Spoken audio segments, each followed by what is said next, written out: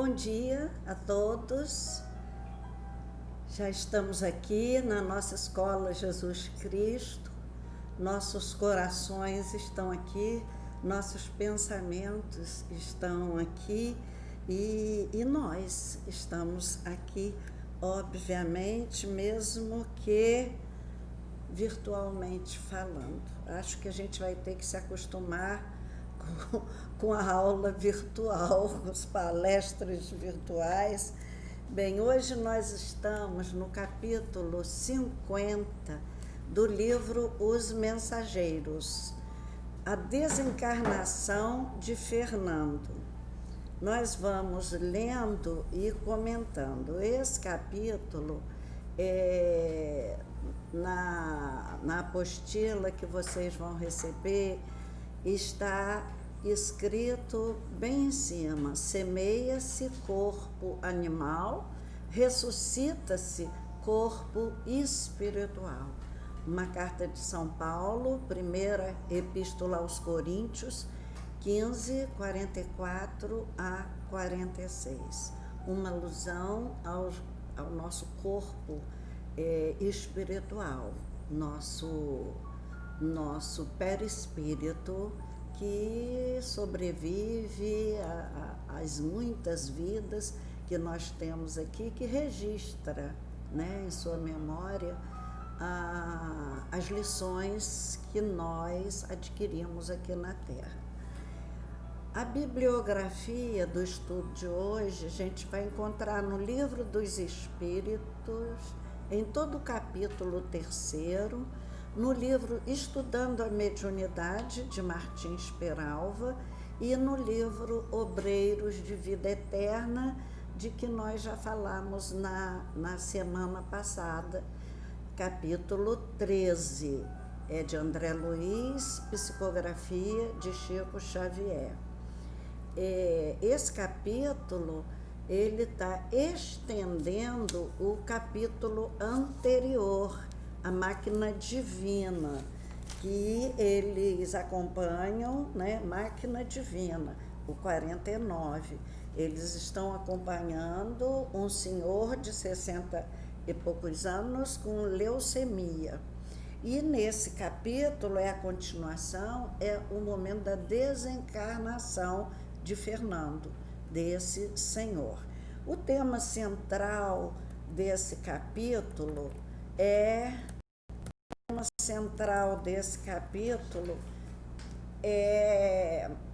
eu separei como tema central desse capítulo a necessidade da gente selecionar melhor as nossas testemunhas em nossa vida. As testemunhas físicas, né, os que nos acompanham a trajetória, e as testemunhas, sobretudo as testemunhas espirituais de nossas vidas, pelos nossos pensamentos, desejos, ações, nós nos jungimos a alguns tipos de espíritos que nos aguardarão na hora da nossa desencarnação. Outros temas ainda aquela ternura materna de que falamos no outro capítulo, porque a mãe estava ali, o filho já em processo de desencarnação, e a mãe do lado tentando consolá-lo e mostrar que ela estava junto, mas ele, numa vibração muito diferente, não conseguia perceber nem ver a mãe dele. Então, um tema que eu abordei no outro, eu repito nesse: a ternura materna, que não deve ir de encontro ao serviço divino, porque às vezes a gente quer poupar nossos filhos de sofrimento e a gente impede o seu crescimento. O cuidado também dos técnicos na separação da alma e do corpo fica bem visível nesse capítulo. Então, a gente vai analisando os parágrafos. 1 e 2. Quando Aniceto retirou a destra da minha fronte, perdi a possibilidade de prosseguir nas observações do infinitesimal. Minha visão abrangia minúcias muito importantes ao interesse comum. Entretanto, estava longe daquele poder de apreensão que me transmitira o mentor amigo ao contato de seu elevado potencial magnético. Centralizando minhas energias visuais, analisava ainda o sistema ósseo, o sangue, os tecidos, os humores, mas aquelas batalhas microscópicas haviam desaparecido como por encanto. De qualquer modo, porém, minha surpresa era sempre porque agora, e era enorme, porque agora identificava em mim mesmo a potencialidade do raio-x, ou seja, ele teve a visão ampliada pelo magnetismo de Aniceto. E ele via até a guerra microscópica, as células sendo destruídas, e de repente, quando Aniceto retira a mão de sua fronte, ele não mais enxerga esse mundo infinitesimal, esse mundo bem pequeno que os olhos dele ainda não tinham condição de perceber. Mas ele se encanta com a potencialidade de raio-x do seu olhar. Então, fora do corpo, a nossa visão amplia muito, né? E ele podia, então, perceber toda essa mobilidade, movimentação dos micróbios naquele organismo. A gente deduz, então, que sendo maior a espiritualidade, maior será sempre o nosso alcance de todas as direções da vida. Teremos, assim, mais discernimento para compreender as coisas, não é? Então, o que nos faz libertos de verdade é justamente a nossa evolução espiritual. É o conhecimento da verdade. Conhecereis a verdade e a verdade vos libertará.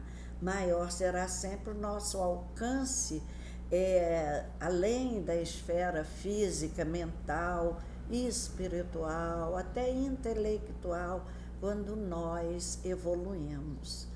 Agora, o terceiro parágrafo. Aniceto, depois de proporcionar a Vicente o mesmo estudo, movimentava providências novas. Então, essa divisão igualitária do conhecimento. Ele e Vicente eram médicos aqui na Terra. Obviamente, teriam condições de maiores apreensões das lições que estavam sendo ministradas ali, ao vivo e a cores, por Aniceto. Então, eles eram aprendizes, todos dois, mas Aniceto proporcionou aos dois os mesmos conhecimentos. E digno de nota foi também a ampliação da visão de André Luiz. Ele não estava lá há tanto tempo, esse é o segundo livro, mas ele já tinha uma visão mais ampla do que quando ele chegou lá. No quarto e no quinto parágrafos agora. No aposento conservava-se determinado número de parentes aflitos, como em todo quarto onde se aguarda a morte. Os parentes estão ali aflitos. Um médico encarnado examinava o moribundo com atenção. Foi aí que as duas entidades que se mantinham no quarto e que apenas nos haviam dispensado a usual saudação, se aproximaram de nosso instrutor, solicitando-lhe uma cooperação mais enérgica. Então, eles estavam ali no quarto, duas pessoas, né? Dois espíritos que estavam ali, deve ser a mãe dele e um outro espírito, e o médico e os familiares aguardando a atuação do médico ali. E a aflição das pessoas que ficam no quarto, em geral, dificulta a desencarnação. Quase sempre atrapalham mais do que ajudam. Tem uma afirmação que eu não sei se é de Chico, se foi de André Luiz, felizes os indigentes, que morrem sem esse tumulto, esse atrapalho que os parentes, em geral, fazem na hora da morte de alguém ligado a eles.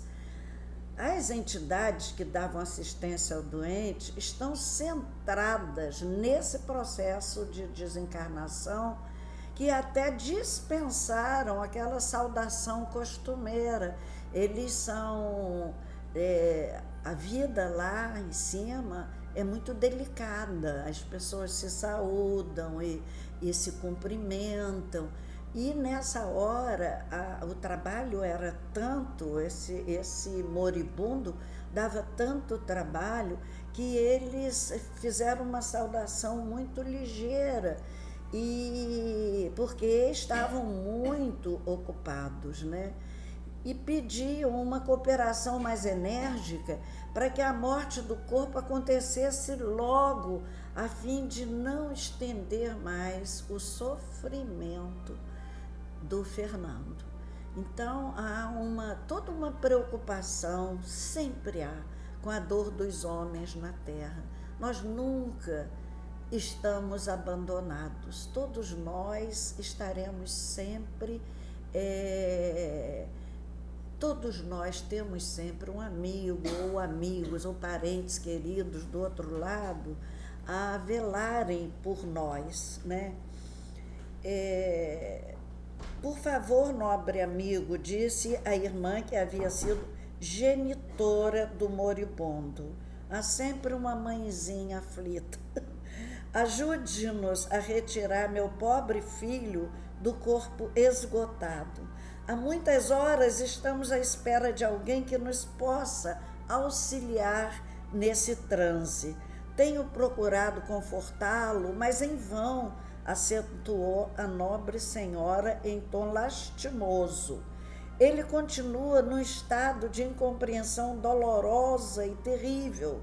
Está absolutamente preso às sensações de sofrimento físico, como esteve ligado no curso da existência às satisfações do corpo. Então, já estamos tendo uma visão de quem era o Fernando. Era uma pessoa de boa vida, bom vivant, que se centrava muito, sua mente era muito dirigida para as sensações e prazeres do corpo. Então, é mais difícil a morte desses que se apegam às sensações do corpo. A necessidade que a gente tem de trabalhar o eterno em nós, que é o espírito, através das reflexões, das boas obras, dos bons livros, da boa conversa. Isso é uma necessidade vital. Evita muito sofrimento para nós. Então, nós já vimos aqui que ele tinha essa dificuldade muito grande ele tinha uma dificuldade muito grande de de se ajustar à vida espiritual, porque não cogitou dela aqui na Terra. Sempre a gente observa, sempre essa figura materna a interceder pelos seus filhos. Há sempre uma mãe esperando um filho na sua volta. E essa ternura faz o próprio sustento dos corações dos seus amados aqui na Terra. O corpo de Fernando se esgotara, mas esse moço se tornou prisioneiro do próprio corpo. Ele que viver unicamente para a satisfação do corpo, agora sofre as consequências disso, porque o próprio corpo o retém nesse sofrimento.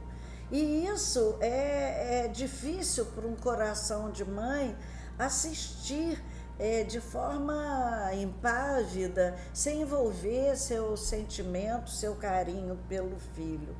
Muito difícil é a morte dos que buscam só aqui na Terra a sua vida ordinária, só se dá aqui na Terra. Seu dia a dia é todo dos prazeres e das sensações e das alegrias que a Terra pode proporcionar. Então, não desenvolve a sensibilidade para pressentir, por exemplo, o amor de uma mãe que o aguarda ali. O espírito fica como que adormecido, como que anestesiado para as coisas do espírito, né? E aí ele não pressente, não sente, talvez nem estivesse lembrando da mãe naquele momento, tamanha a sua agonia. E Aniceto entende essa angústia materna e até concorda com ela no fato de apressar a morte de Fernando. Aniceto concordou, acrescentando: notam-se, de fato, grandes lacunas na expressão mental do moribundo. Não desenvolveu, não tem. Vê-se que atravessou a vida humana obedecendo mais ao instinto que à razão. Observam-se-lhe no mundo celular vastos complexos de indisciplina. Olha como fica tudo registrado nas nossas células. Os espíritos que são peritos nesse processo, porque são técnicos mesmo, estudiosos desses fatos, que vêm fazer o desligamento de pessoas que precisam desse amparo, né?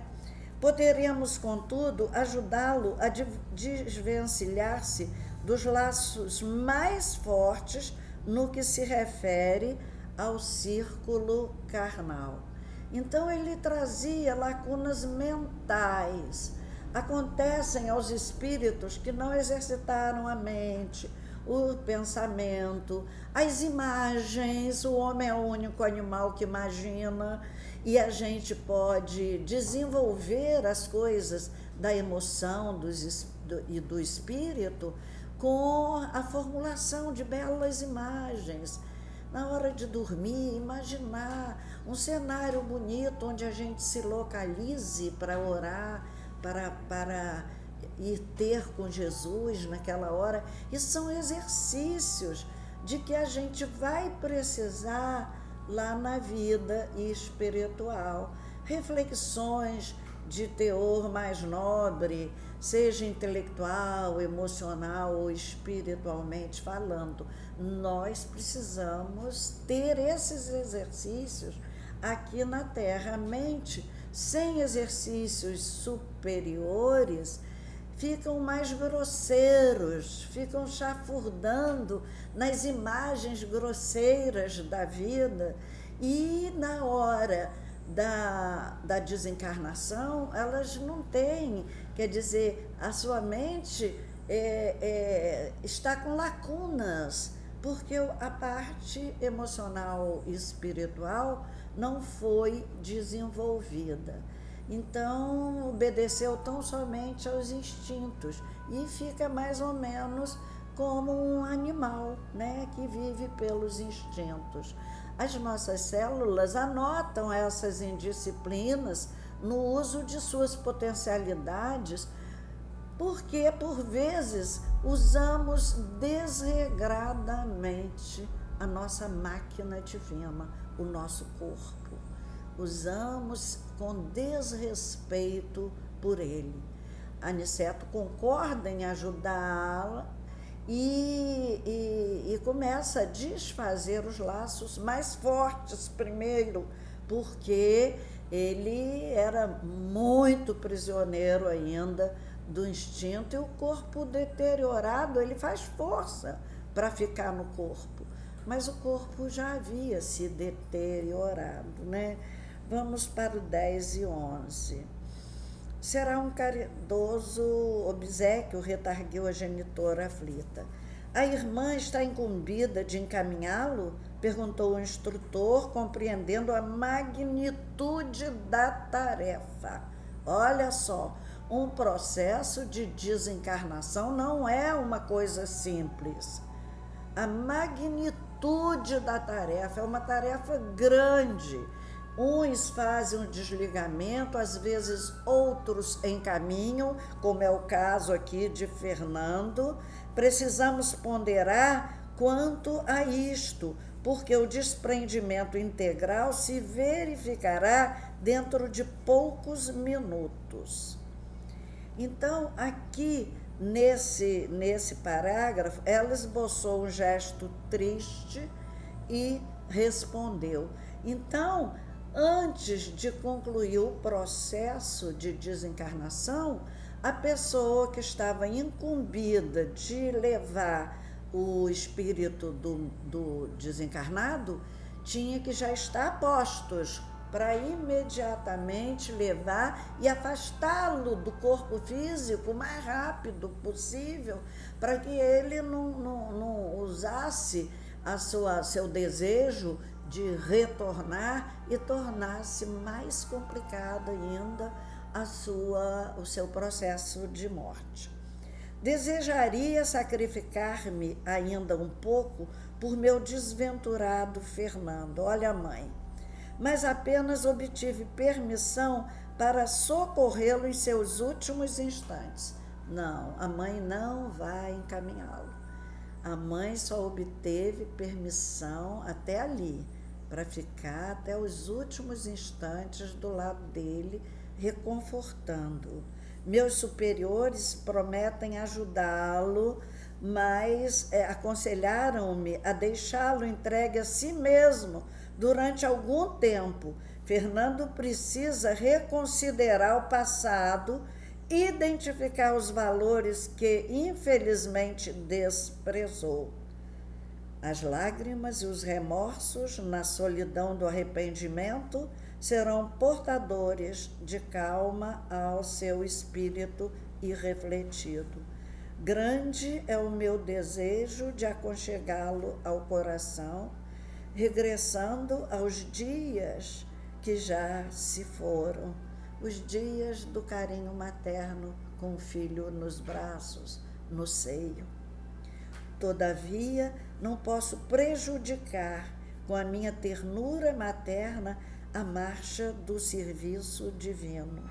Fernando, em verdade, é filho do meu afeto, contudo, tanto ele como eu temos contas com a justiça do Eterno e, no que respeita a mim, estou cansada de agravar os meus débitos. Não devo contrariar os desígnios de Deus. Olha a ponderação dessa mãe e quanto é difícil para uma mãe abrir mão de acompanhar o seu filho, especialmente numa hora dessa, que a conturbação nos primeiros momentos é muito grande.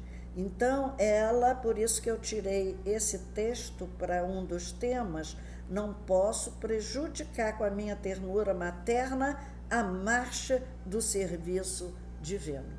Muitas mães estão contrariando a marcha do serviço divino nessa hora aqui na Terra, quando querem fazer todas as vontades aos seus filhos e os deseduca. Em função de sua prisão ao corpo, ele precisava agora ir para um lugar em que ele ficasse entregue a si mesmo, para repensar a sua vida, para avaliar os seus atos aqui na Terra, suas buscas aqui na Terra, e no choque do arrependimento, do remorso. O remorso é um choque na alma muito grande. Ele começasse uma vida nova, começasse a repensar essa vida da solidão, do arrependimento e das lágrimas, é que nasceria necessária calma, a revisão mais consciente da vida. E a mãe, com sua ternura, deveria evitar esse acompanhamento. A mãe tinha que deixá-lo naquela hora sozinho para não atrapalhar a marcha do serviço divino. Nós vimos que no capítulo anterior, Máquina Divina, eles tratam do corpo, toda a visualização do corpo. Nesse capítulo já está falando do espírito, não é? Ele, espírito prisioneiro ao corpo, não cuidou do corpo, maltratou muito o corpo, né? Então, difícil para a mãe evitar essa proteção aos filhos, mas ela teria que obedecer à marcha do serviço divino. Crescer dói no corpo.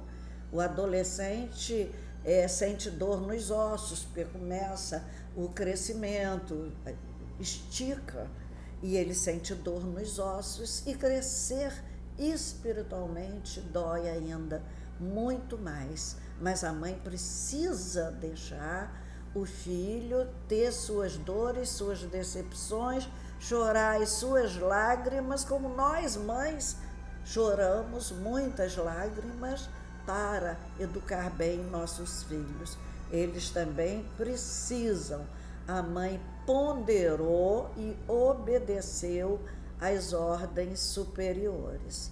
No parágrafo agora 13, a essa altura do diálogo, interveio o clínico espiritual que nos encaminhara até ali, informando atencioso: nossa amiga tem razão, Fernando não poderá acompanhá-la, mas tão nobre tem sido a intercessão materna que tenho instruções para conduzi-lo a um lugar seguro, a uma casa de socorro, onde poderá colher o melhor proveito do sofrimento, porquanto será asilado em zona vibratória inacessível às influências inferiores e criminosas, embora situada em regiões baixas.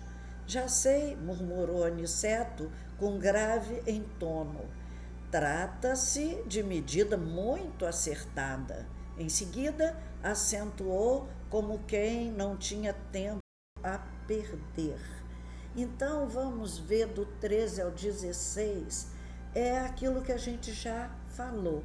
A mãe não iria com ele, mas ela tinha intercedido por ele e ela tinha méritos espirituais para ser atendida.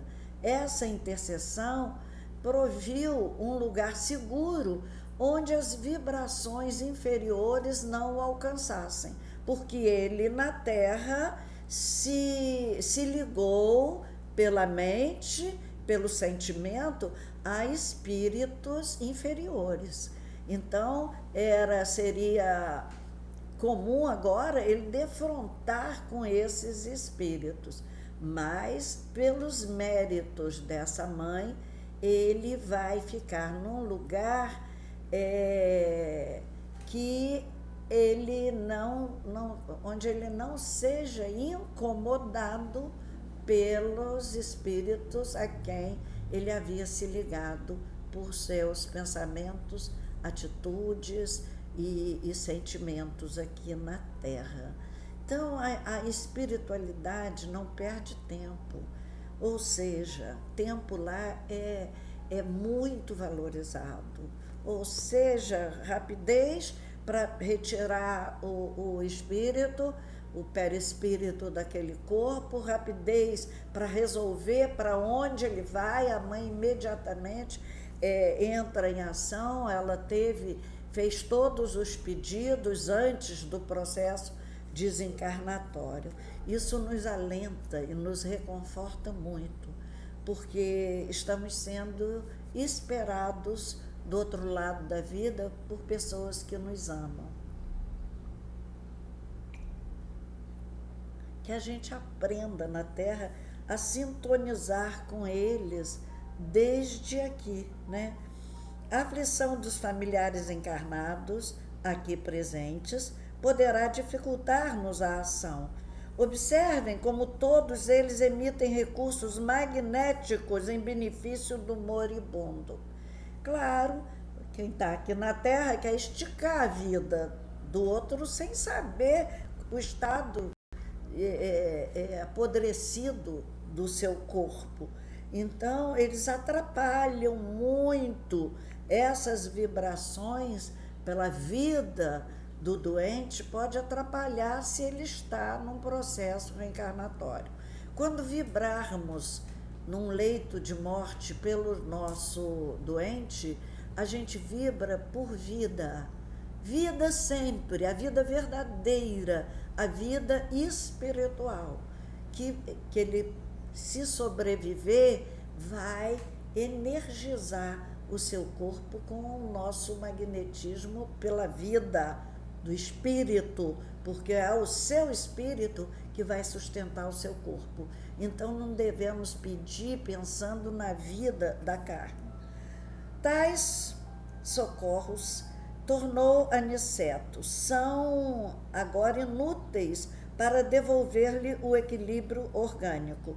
Precisamos neutralizar essas forças emitidas pela inquietação, proporcionando, antes de tudo, a possível serenidade à família. Então, isso é um dos processos da desencarnação, uma das fases, é afastar os entes familiares, os entes queridos que querem reter, para que na hora da morte eles não chorem, não prendam, não vai, fica comigo, como a gente vê aqui na Terra acontecer. Então, a aflição dos encarnados e as vibrações dessas aflições pela melhora do doente atrapalham o processo. Eles emitiam fios pouco iluminados de fraca potência magnética que se ligavam ao doente. Eram forças da aflição, da inquietação, e já eram inúteis naquela hora. Então, a equipe do desligamento precisava de serenidade da família para operar esse desligamento. E, aproximando-se ainda mais do agonizante, tomou a atitude do magnetizador, exclamando: modifiquemos o quadro do coma. Após alguns minutos em que nosso mentor operava, secundado pelo nosso respeitoso silêncio, ouvimos o médico encarnado anunciar aos parentes do moribundo: melhoram os prognósticos. A pulsação inexplicavelmente está quase normal. A respiração tende a acalmar-se. 3 senhoras suspiraram aliviadas. Dona Amanda dirigiu-se o assistente à esposa do moribundo. Dona Amanda, convém que vá repousar, levando as suas cunhadas. O senhor Fernando está muito tranquilo e a situação é francamente favorável. Ficaremos velando o senhor Januário e eu. Então, ele acalma, o médico acalma as cunhadas e a irmã, e aí as senhoras e mais 2 cavalheiros que se prontificavam a retirar, agradeceram satisfeitos e comovidos. Permaneceram no aposento somente o médico e um irmão do agonizante. A melhora súbita tranquilizara a todos, e aos poucos os fios cinzentos que se ligavam ao enfermo desapareceram sem deixar vestígios. Ou seja, o bom magnetizador, que era Aniceto, modifica com o seu magnetismo o quadro do coma. O médico atesta a melhora, fazendo bons prognósticos. As acompanhantes, aliviadas, se retiram, vão descansar e desaparecem, então, os fios cinzentos que tonificavam o corpo já de si todo deteriorado, né? Vê como eles têm recursos, tudo feito com o magnetismo. Abramos a janela, disse o médico satisfeito. O ar talvez acelere as melhoras do nosso amigo. O senhor Januário atendeu, abrindo a ampla vidraça. Fundamente espantado, reparei que 3 rostos horríveis, pela expressão diabólica, surgiram de repente no peitoril e interrogavam em voz alta. Como é? Fernando, vem ou não vem? Ninguém respondeu. Notei, porém, que Aniceto lhes dirigiu significativo olhar, compelindo-os tão só com essa medida a desaparecer. Que força tem o olhar de quem tem alguma, né, elevação espiritual. Janelas se abriram e surgem os companheiros de vida de Fernando. Quer dizer, nessa hora horrível da morte, para ele, para Fernando, que fora apegado ao corpo, porque a morte é linda para muitas criaturas que se desprenderam lentamente do corpo aqui na Terra. Então, essas são as suas testemunhas de vida. Habituaram-se à sua companhia e o esperam para as mesmas traquinagens do outro lado da vida, né? Então, vamos agora para o parágrafo 31. Ninguém respondeu. Notei, porém, que Aniceto lhes dirigiu o significativo olhar, né? Olhar de autoridade, igual nossos pais faziam conosco antigamente. Olhava e a gente já sabia que a gente estava fazendo alguma coisa errada e, tomava rumo, né? Quer dizer, isso funciona. Hoje isso é muito combatido, mas isso, olha, na vida espiritual ainda é assim. Quer dizer, sempre será assim. O olhar de quem tem autoridade moral, só em olhar os espíritos desapareceram. Meia hora passou, dentro da qual o médico e o senhor Januário, naturalmente esse é o nome do irmão de Fernando, quase despreocupados do agonizante pelas melhoras havidas, encetaram uma conversação animada relativamente a problemas do mundo. Então, aqui a gente vai vendo que eles relaxam, né? Eles relaxam, descontraíram. E essa descontração é que vai facilitar o desligamento do perispírito do corpo desse homem. Aí vamos ver.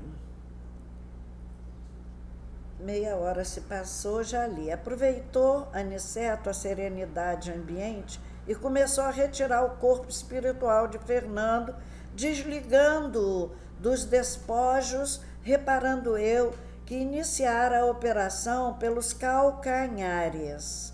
É uma revelação. A morte começa no pé, terminando na cabeça, a qual, por fim, parecia estar preso o moribundo por extenso cordão, tal como se dá com os nascituros terrenos. Aniceto cortou-o com esforço. Observemos que não é um processo fácil, é um processo difícil para quem o sofre e para aqueles que o executam. O corpo de Fernando deu um estremeção, chamando o médico humano ao novo quadro. A operação não fora curta e fácil. Tá vendo como a gente pode dar trabalho aos outros? Demorara-se longos minutos, durante os quais vi o nosso instrutor empregar todo o cabedal de sua atenção e talvez de suas energias magnéticas. Aqui nós percebemos que a operação foi uma operação difícil e a gente já sabe por quê, pela ligação tão somente aos seus instintos. A família do morto, informada pelo senhor Januário, aflita, penetrou o quarto ruidosamente. A genitora do desencarnado, porém, auxiliada por Aniceto e pelo facultativo espiritual, que nos levara, pelo médico espiritual, que nos levara até ali, prestou ao filho os socorros necessários.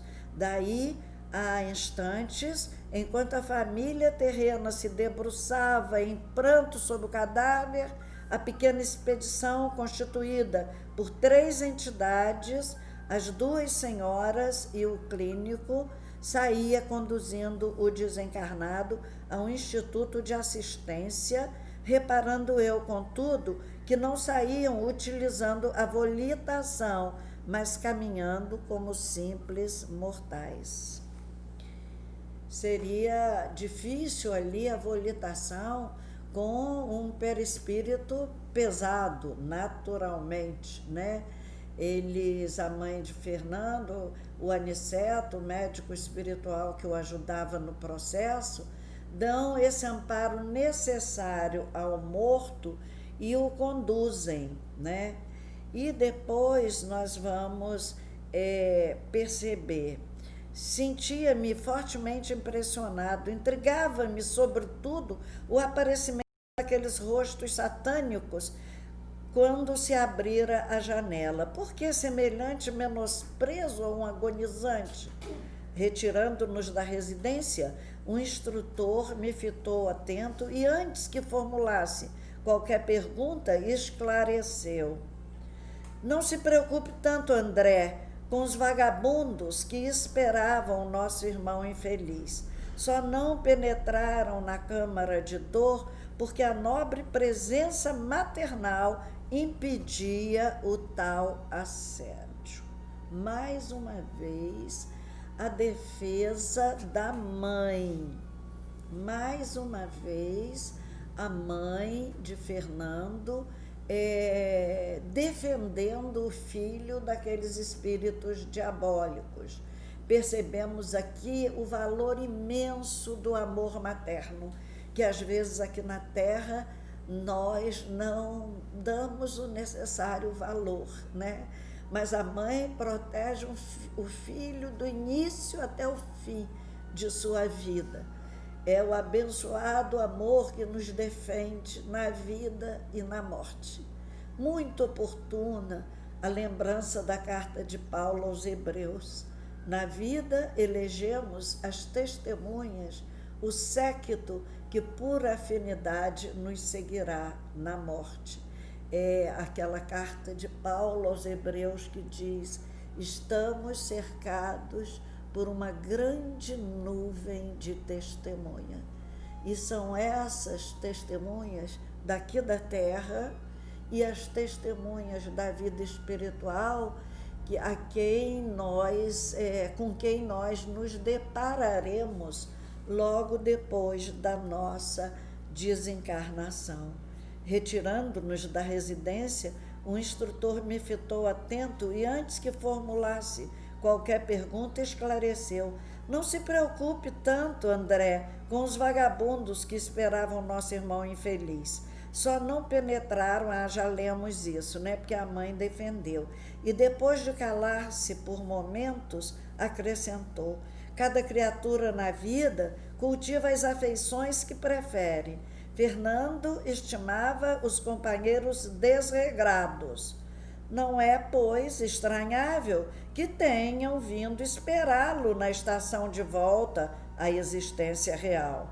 Paulo de Tarso, no capítulo 12 da Epístola aos Hebreus, afirma que o homem está cercado de grande nuvem de testemunhas. Ora, essa informação foi endereçada ao espírito humano há quase 20 séculos. Cada um, pois, tem o séquito invisível a que se devota na terra.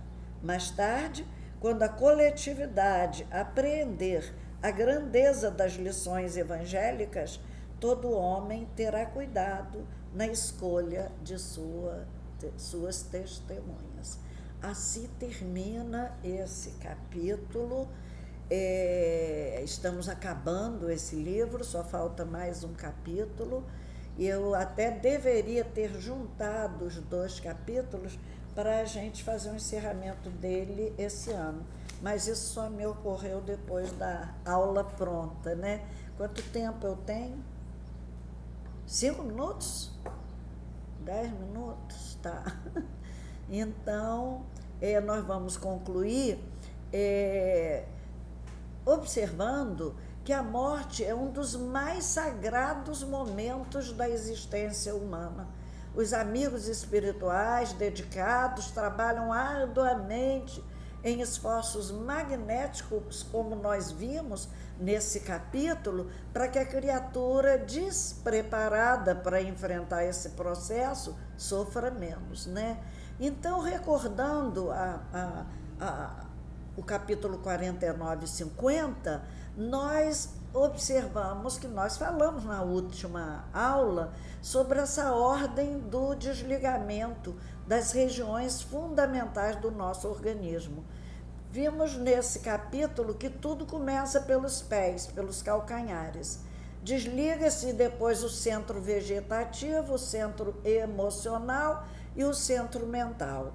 Eu acompanhei uma desencarnação semana passada de um amigo muito querido que me fez sofrer grande e sofrer uma saudade imensa, que está até agora comigo. Esse amigo, eu ia lá dar passes nele todos os dias na última semana, e eu punha a mão nos pés dele e na perna e já estavam gelados, entendeu? Ele não sentia frio, mas já estava gelada a perna dele, os pés, e eu entendi que o processo de desencarnação já havia começado, né? Ele levou uns 2 dias por méritos dele, por cristianização da família dele, que é uma família cristã e que deu a ele, nesses últimos momentos, a paz e a calma. para que ele desencarnasse com o carinho dos filhos, com oração, mas eu percebi logo o processo, porque ele estava já em desligamento do corpo e foi devagar, ele não sofreu esse baque muito grande. Então, o processo desencarnatório é bom que a gente saiba que ele nunca é igual um ao outro. Cada pessoa é de um jeito, porque nós somos diferentes. Varia de acordo com o estado evolutivo, com o karma da pessoa, com os problemas mentais, emocionais que ela traz. Então, os homens bons que na vida fizeram o bem, plantaram amizade, simpatia, recebem magnetismo generoso das pessoas nessa hora. Então, eles merecem cuidados mais amplos, porque eles são mais sensíveis. Então, os bons, obviamente, têm uma desencarnação linda. Eu assisti também a 2 desencarnações de 2 anjos sobre a Terra. E foi a coisa mais emocionante, mais bonita que eu vi. Então, a lei do mérito funciona também nessa hora. Entrar em oração é a recomendação do alto. A prece tranquiliza o desencarnante, auxiliando assim aos técnicos da separação, que farão a separação. Desfeitos os laços que unem ao corpo, defrontamo-nos com as seguintes realidades. Primeiro, como espírito recém-desencarnado, o que ele vê? Primeiro, é a visão panorâmica da última existência. Passa na sua mente a sua história toda, desde a vida intrauterina até aquele momento final, num repente. Isso para que ele possa fixar naquele corpo espiritual que está se desligando, ainda com aquela memória viva da sua existência, os aprendizados feitos, porque a sede da memória é no perispírito, e o perispírito precisa grafar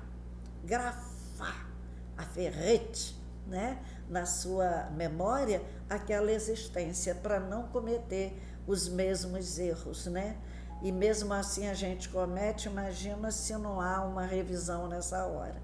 Depois, a reaquisição da forma antiga, ele toma a forma do seu corpo, que é o que está em sua mente, ainda viva, a forma do seu corpo.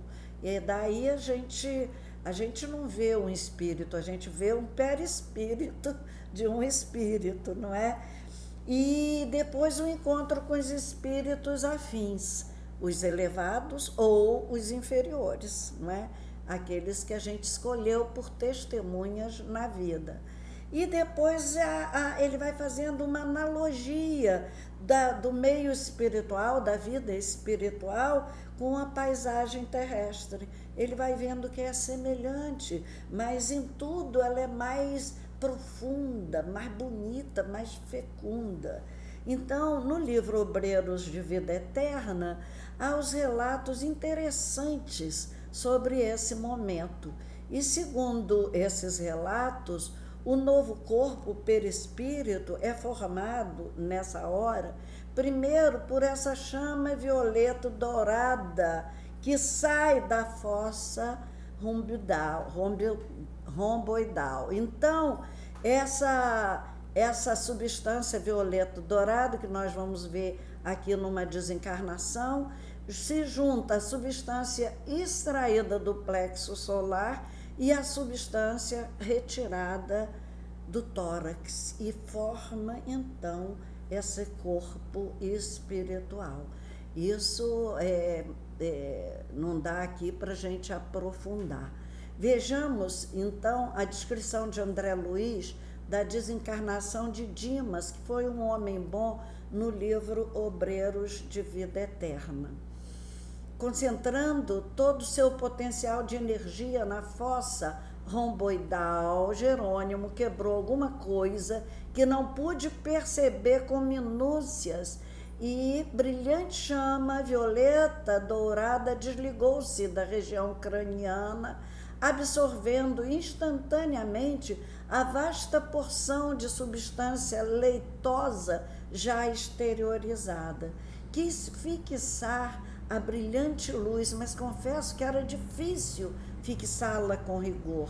Em breves instantes, porém, notei que as forças em exame eram dotadas de movimento plasticizante. É uma das propriedades do perispírito. Ele é plástico, por isso ele se modifica de acordo com a imagem mental do dono, né? A chama mencionada transformou-se em maravilhosa cabeça, em tudo idêntica do nosso amigo em desencarnação. Primeiro é a cabeça. Também os espíritos, quando se materializam, eles fazem primeiro a cabeça. Interessante, né? Agora que eu observei isso. Constituindo-se, após ela, todo o corpo perispiritual de Dimas, membro a membro, traço a traço. Deve ser uma coisa bonita, né?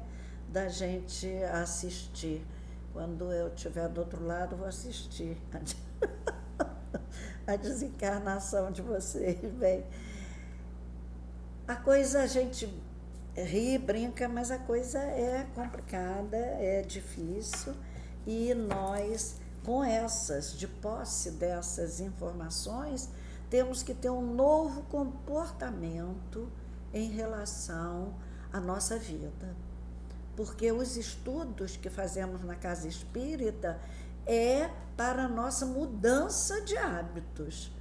Porque se nossos hábitos não se transformarem, nosso sofrimento será bem maior que o sofrimento que nós temos aqui na Terra.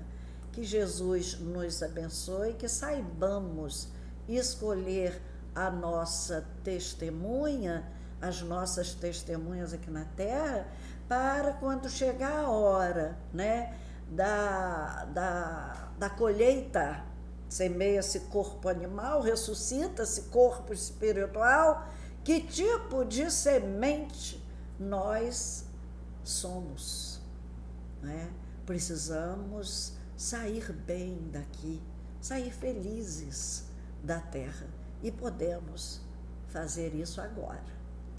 Um grande abraço, vamos fazer a nossa oração agora, agradecendo a Jesus as informações que tivemos. Senhor Deus, nós te agradecemos as bênçãos do conhecimento que vem de encontro ao nosso espírito, a fim de que sejamos um dia boas testemunhas da vida dos nossos irmãos e que cultivemos testemunhas dignas dessa hora sagrada da nossa existência de espíritos. Vem até nós, Senhor, abençoa a André Luiz, onde ele estiver, a Chico Xavier, que nos proporcionou essas obras maravilhosas. Que Chico receba o nosso carinho, a gratidão do nosso coração, onde ele estiver, e que os benfeitores espirituais desta casa nos amparem, nos sustentem, para que continuemos a nossa semeadura aqui na terra. Que a paz de Jesus nos abrace, nos encontre, nos console, hoje e sempre. Que assim seja.